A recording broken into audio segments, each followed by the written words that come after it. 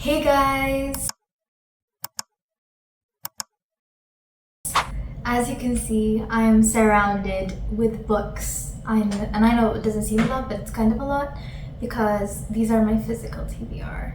And I wanted to finish this by the end of 2025, but obviously it's not going to be possible considering that I'm a university student and I don't have enough time to finish all the books that I want to read, and also considering that my TBR pile just keeps piling up every single moment. But anyway, we're gonna go through them today. I'm gonna tell you why I've been putting them off, or if I bought any new ones, piling it up more. But that's okay. That's okay. Yeah. So first up is Two Twisted Crowns by Rachel Gilling, and this book. Okay. So basically, I was reading One Dark Window like a month ago, I think. And then I finished it, obviously. I finished One Dark Window, but then I've been putting off this book because, again, One Dark Window ended on a cliffhanger. And I really wanted to continue reading it, but I'm just putting it off because I don't know how good or bad it's going to be. And I've been reading fantasy too much that, like, I'm kind of in a fantasy slump. But then, I still want to read this book because, as I said, One Dark Window ended on a cliffhanger, okay? I can't tell you anything about this book because obviously it's the second book and it's going to spoil the first book for you. So I'm just going to tell you to read or to find out what One Dark Window is about. So as I was editing, I realized that I should be telling you guys about the book myself. One Dark Window is a book about a girl that survives a magical fever as a child, and then it's a very complicated magic system. That's in the book, but she needs to hide her powers from the kingdom that executes people for having that kind of magic, or for being diseased by the magic itself. And then I guess this too. Next is Fearless by Lauren Roberts. I've been putting this off for a while now, for months actually, because honestly speaking, I've seen mixed reviews about this book and I really want to read it. Honestly speaking, I really want to read it. I've started reading it, but then I stopped because, as I said, I was scared on how it's going to end, or how it's going to continue, or how we're going to continue the series onwards. But I really liked the first two. The first two books were great. I also read the novella Powerful. That was really gut-wrenching. But I really, really liked it. I really, really liked both two. It gave me Hunger Games vibes. As we all know, Powerless is about this it's a fantasy, obviously. It's about a girl called Payton who is an ordinary in an elite society, and that she's the ordinary one, and no one wants the ordinaries. And so it continues, and it goes on about her life, and we all know all the characters. And I'm kind of scared to read this book either way, because it's first of all, because it's thicker than the first two books, and I've heard mixed reviews about it. So yeah, but I also want to get to this one quickly because, as I said. Next is Onyx Storm. So this book, right here, I read the first two. And obviously Iron Flame ended on a cliffhanger, as did Fourth Wing. I want to read this book just for the sake of continuing the series, or just for the sake of continuing Iron Flame. I didn't really I think, okay, this is gonna be controversial, okay? But I really did think that Fourth Wing was overrated. Don't come at me. So it has been sitting on my shelf, but I really want to read it either way. But am I going to continue reading the series? No. After this, I'm not going to continue reading the series. But for the sake of reading the first three that came out, I'm going to read this book. As we all know, Fourth Wing is about a girl, again, Violet Sorrengale, And honestly, I don't think I can say much without spoiling because I'm really new to this. So let's just say it consists of dragons and it consists of trials and tribulations and things like that. So there's that, but that's all I can say about Onyx Storm. And then to the one and only Sarah J. Maas books, I've been putting off Crecent City for a while. Okay, so I read A Court of Thorns and Roses series 2 years ago. I read Throne of Glass this year, and I finished it on, I think, March or April. You know how Throne of Glass is, it's a whole thing. So I still don't want to get out of the Maasverse, so I want to continue reading the series, and I've heard again mixed reviews about Crecent City, and I don't want it to disappoint me, and I need to be in the right mind. And I've also heard that it's kind of a modern fantasy, so it's like kind of like in the era, like there are phones and everything in Crecent City, so like it's kind of new. So it's a high fantasy too, so I don't know. And I've also heard that the first 100 pages is going to be world building, and that's going to be hard to read, so I was kind of putting it off. But either way, I want to read the series. Maybe when I have like my winter break, I want to read like this whole series in my winter break. Hopefully I will like finish all 3 in my winter break, because they're thick, and thick books take me a long time to read. So I mean, it depends on the book, honestly speaking, because I read A Court of Winds and Ruin in literally 2 days. Yeah, but you know, I don't know, we'll see how it's going to go.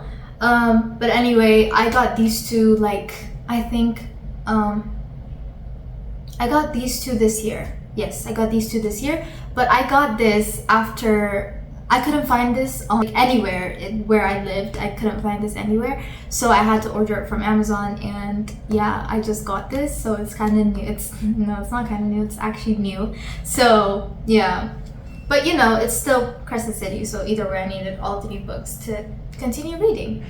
Now, when we get out of fantasy, hopefully, because I have no idea what Babel is about, this book, the only thing I know is that it's based on Oxford. Because Oxford, right? Because Oxford, right here, yeah. The only thing I know is that it's based on Oxford, and that's it. Like, literally, that's it. That's the only thing I know about this book. And I've been putting this off, too, because, like, I think I got this, like, a year ago. But I've been putting it off because I'm kind of, again, scared to read this book, because I think I'm going to overanalyze everything or underanalyze everything.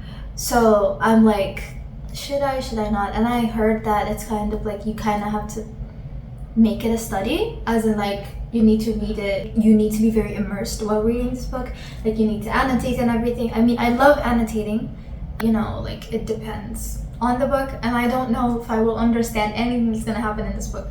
So yeah, I've been putting it off only because of that, but I really want to get to reading this one really soon. Now to the Queen, Holly Jackson.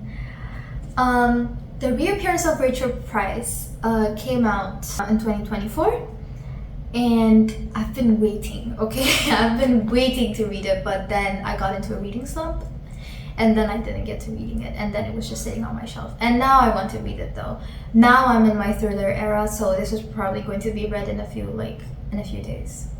Yeah, I really want to read this book like so fast. I have no idea what this book is about. I just bought it because it's Holly Jackson, and I know she writes amazing things. And I've also seen like good reviews about her. Obviously, it's Holly Jackson. I'll read anything she writes. I'll read a scribble on a paper because, yeah. So yeah, I'm going to get to reading this book probably in a few days. Hopefully in a few days. This also the Queen wrote.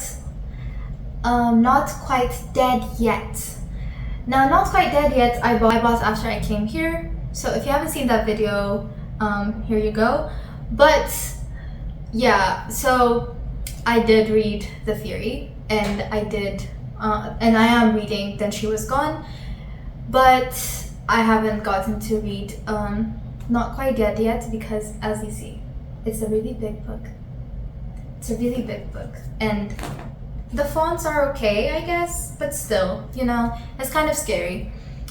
But it's fine, I will get to reading it. As I said, I'm in my thriller era, so I will be reading it very soon.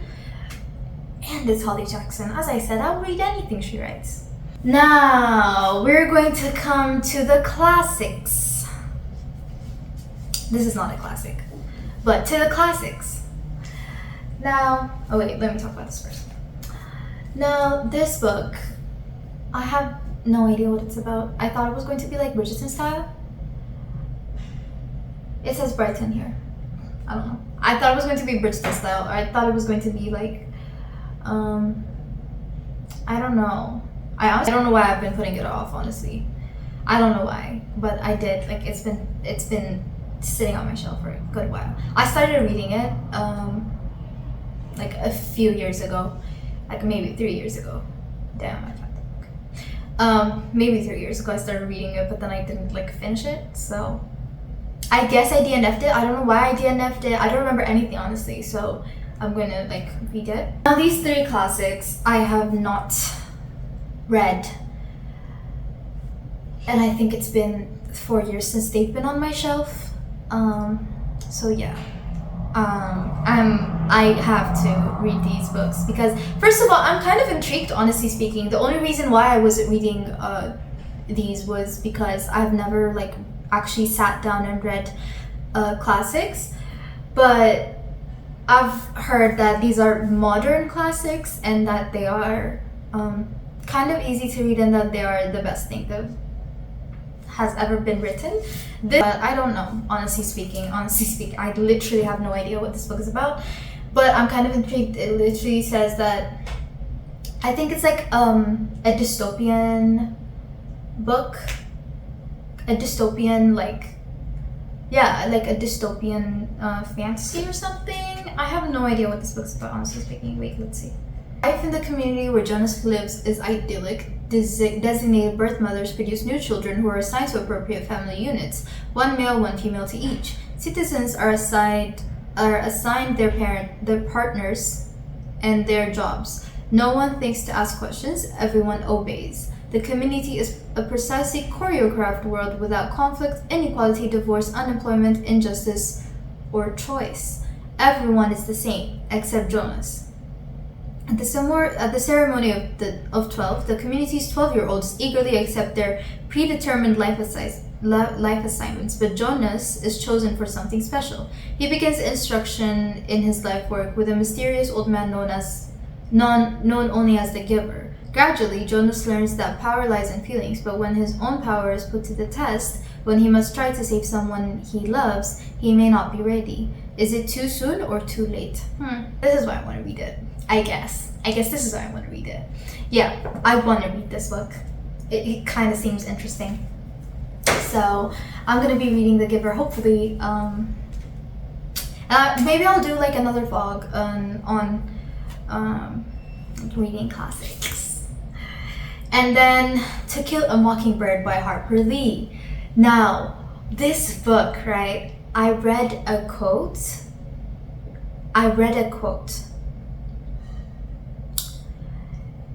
And I was like, I have to read this book. Like, that's the only, like, I read one quote and I was like, I have to read this book. So yeah, we will talk about that when I maybe do a reading vlog of this.